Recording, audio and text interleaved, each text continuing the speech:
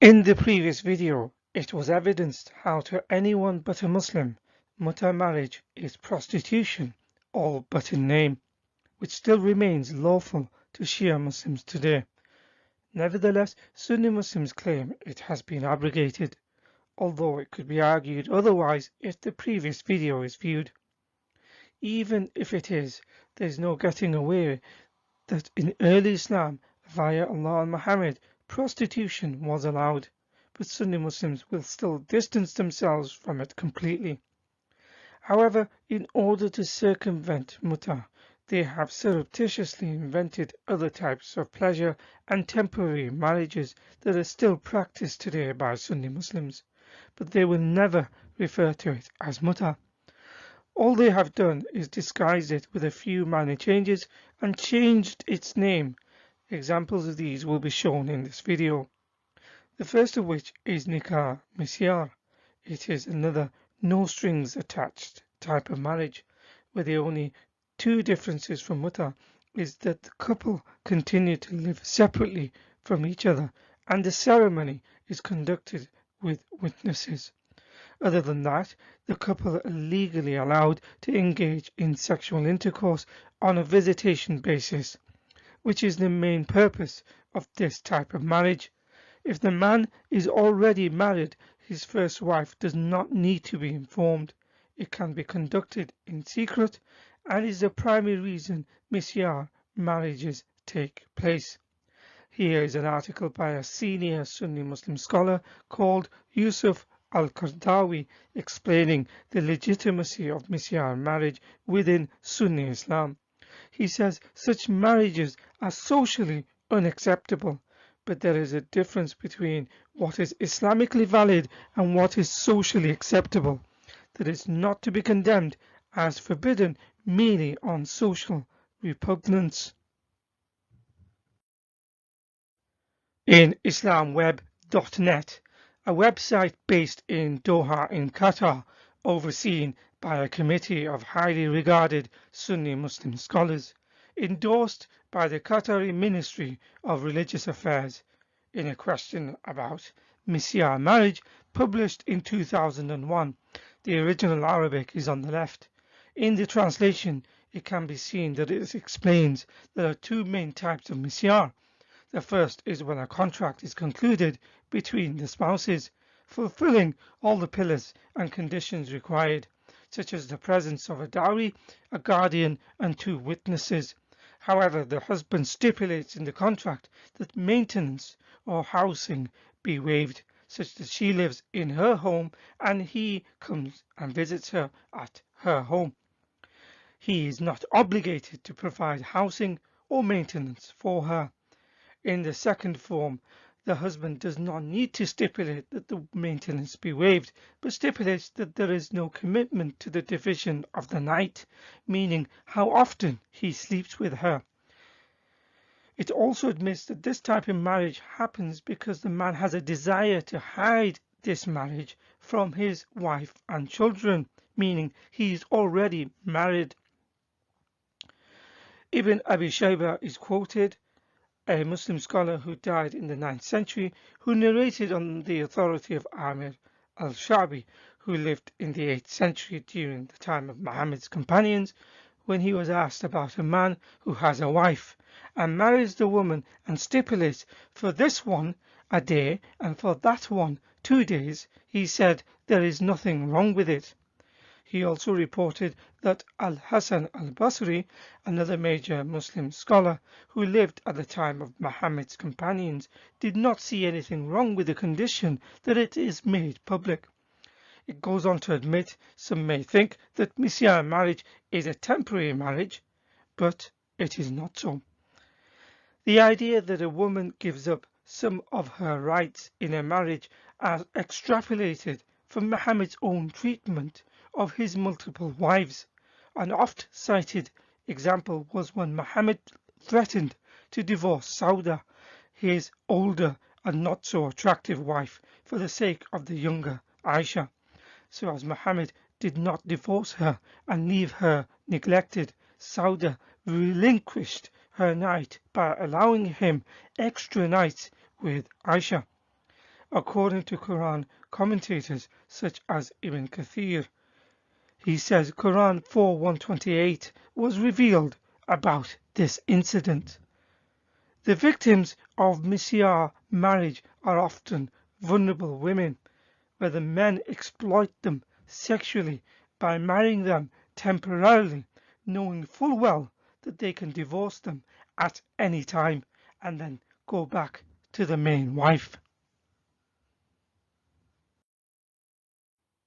In Modu, self-proclaimed as the largest Arabic website in the world, it explains in misyaa marriage, the wife the man marries has to give up some of her rights with her own consent and goodwill, such as accommodation, support or maintenance for herself or her children if she bears children from this man.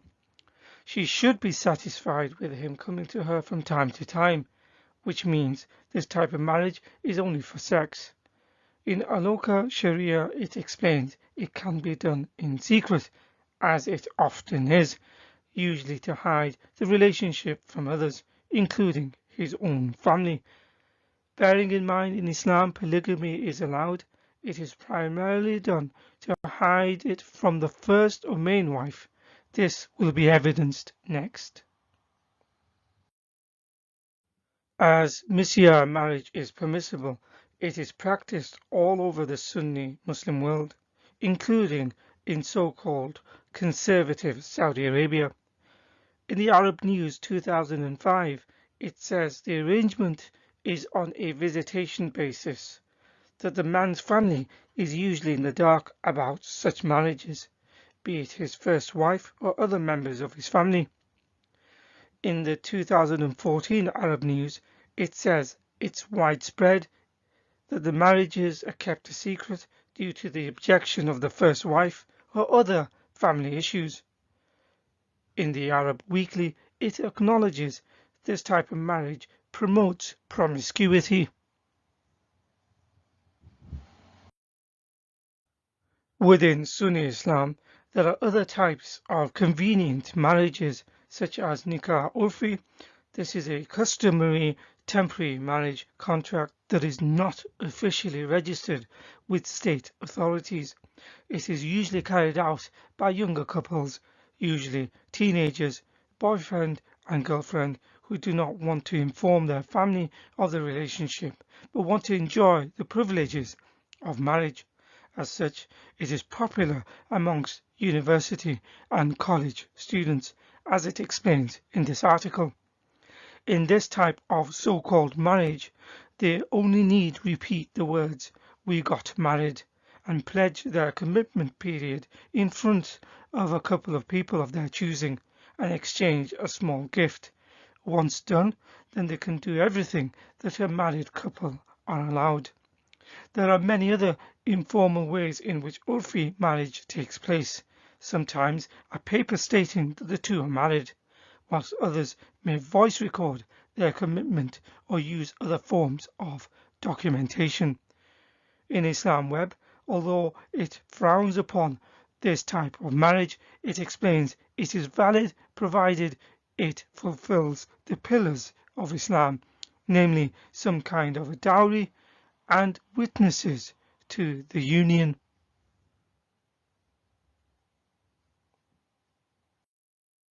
Also in Sunni Islam, there is another marriage of convenience called nikah safar, or traveller's marriage, which is another religious imprimatur to sexual relations that frees the man from financial obligations of traditional marriages, but with the benefits of allowing sexual intercourse and intimacy. It is a type of so-called marriage contract in Sunni Islam, where the travelling man becomes a temporary husband to a woman he will call his wife for a period whilst he is away. For the contract to be binding, they are to agree some marital rights such as any time together and of course the exchange of money or gift. The practice is often used in some Islamic countries to give a legal recognition to licentious behaviour via temporary contractual marriages that might otherwise be considered adulterous to anyone else but a Muslim. Here is an article exposing such rulings and the widely shared screenshot or tweets posted by a Saudi scholar explaining what travel marriages are in response to a question by one of his followers. He said, quote, "These marriages are for men who travel excessively and so to protect themselves by marrying with the intention to divorce once they leave the country they visit." Sheikh al-Maghamsi, a Sunni scholar from Saudi Arabia who held the prestigious position of being the Imam of the Quba Mosque in Medina, the first mosque built by Muhammad after he migrated from Mecca to Medina, on the subject of travelers' marriage in a video which can be found in the description, albeit it is in Arabic, but English subtitles can be selected within the caption or translated independently by anyone. When asked about the traveller's marriage, and that if a man marries with the intention of divorce whilst he is travelling for that period of temporary stay, the Sheikh says it is permissible providing the relationship is performed within an Islamic framework.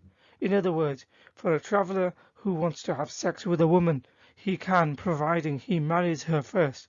He does not necessarily need to disclose to her at the time that he intends to divorce her after his travel.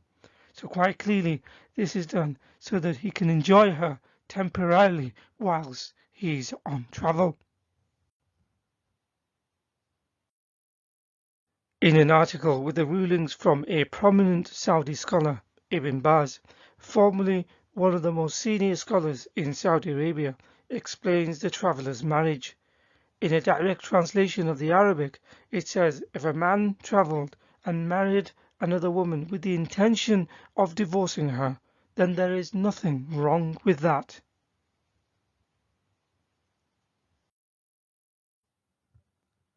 So in conclusion, Muslims often portray themselves as chaste and virtuous as opposed to the decadent and dissolute non-Muslim, especially when it comes to sexual matters.